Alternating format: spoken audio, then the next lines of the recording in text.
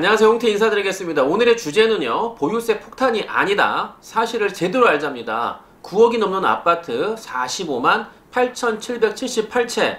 솔직히 이게 이제 식물 아파트가 됐죠. 18번째 부동산 대책이 지난주 발표가 됐습니다.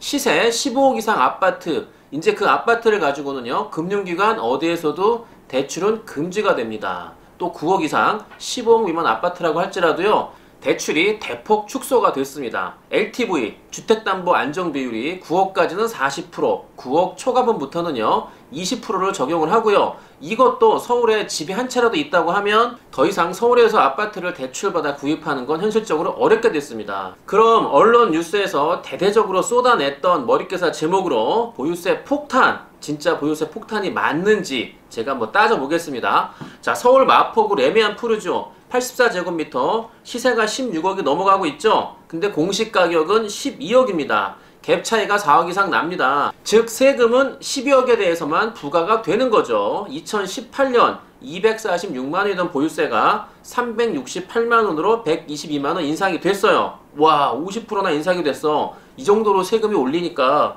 이거 폭탄이 아닐까? 라고 얘기를 합니다. 과연 맞을까요? 그러나 여러분, 시세가 16억이에요. 당장 내놔도 16억을 받을 수 있는 아파트예요. 시세 오름세를 보시면 지난 1년 사이에 4억이나 올랐어요, 이 아파트가. 그런데 보유세가 122만원 인상이 됐어요. 이게 과연 폭탄일까요? 오히려 아파트값 상승 폭탄이 더 적절한 표현이 아닐까라고 저는 생각을 합니다. 자, 여러분, 이 신문기사를 보시면 한 채 보유 세금이 630만원인데 두 채가 되면 6,559만원으로 10배 가까이 세금이 늘어나는 것으로 인식을 할 수 있고요. 이걸 보면 당연히 와, 세금 10배? 생각하겠죠. 그런데 우리의 서민들은요, 상상조차 할 수 없는 그런 세상이 펼쳐지게 되는 거죠. 자, 보세요. 그 한 채는 바로 시세 22억 음마아파트 84제곱미터고요. 이게 2018년 1월에 16억으로 시작을 하더니 2018년 9월 20억을 찍고요. 잠시 내려가다가 2019년 11월 22억을 넘어 이제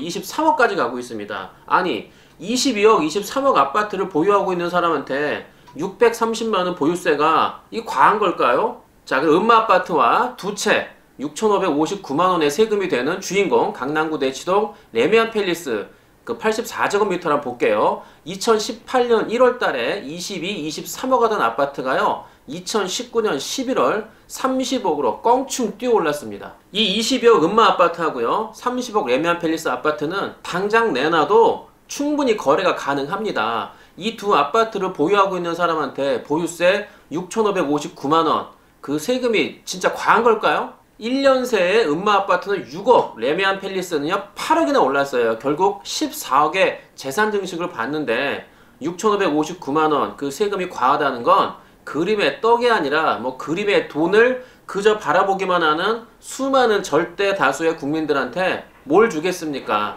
상실과 박탈감을 안겨주는 게 맞는 표현 아닐까요? 자, 다음은 1억 5천만원 아파트 보유세가 얼마가 나오는지 살펴보니까요 25만 2천원이에요. 그리고 2억 아파트 보유세는 34만 8천원, 대략 5천만원의 세금 10만원 정도가 차이가 나고 늘어났습니다. 이거 아파트 값이 5천만원 인상됐는데 고작 세금이 10만원 밖에 안 올랐냐? 이게 말이 되느냐? 그런데요 여러분, 14억의 아파트 값 상승, 당장 매도한다고 해도 14억의 차익이 생기는 그런 아파트하고요 1억 5천만원 아파트하고 단순 비교한다는 것 자체가 말이 안 되는 거 아닙니까? 제가 오늘 또다시 보유세 인상에 대해서 그 강남 아파트 사례를 언급한 이유는요, 좀 더 상세히 세세히 여러분들한테 이 사실을 전달드리려는 이유가 있었고요. 그리고 제2의 월급을 목표로 하는 또 경매를 준비하고 있는 많은 서민들한테, 여러분들한테 작은 소액의 그 다주택에 대해서는 가액에 따라 세금이 부과되기 때문에 큰 걱정은 하지 않으셔도 된다는 것을 제가 말씀을 드리려는 겁니다. 아직 대한민국의 세금 정책은 공평하다고 생각을 합니다. 버는 만큼 비례해서 책정되기 때문에요, 무리한 걱정은 여러분 안 하셔도 된다라는 말씀을 드리고요. 그렇지만 앞으로 대출받아서 아파트나 빌라의 개수를 늘려나가는 건 어려울 수 있다.